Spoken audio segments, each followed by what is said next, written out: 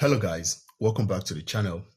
In this lesson, I am going to show you how to export your project in Premiere Pro. To do that, you're going to head over to File and then scroll down to Export. Within Export, you are going to select Media. Or you can simply use the keyboard shortcut Ctrl-M and that will also open the Export panel.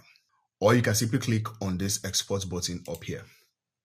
Now with the Export panel open, up here, I get to give my file a name. So let's say I'll name this tutorial. And then next I can select the location where I want the file to be saved. So I'm going to select that and then click on desktop and click on save. Down here, I get to choose the format. So always go for H.264. Now this will save your file in MP4 format. And then up here, you can select a preset. For example, you can select the quality. So when you are done with all that, you can go ahead and click on the export button and your file will be exported. So that is it for this lesson, guys. If you find this video helpful, be sure to give it a like and also do well to subscribe to the channel and turn on post notifications. Thank you, and I'll see you on the next one. Bye.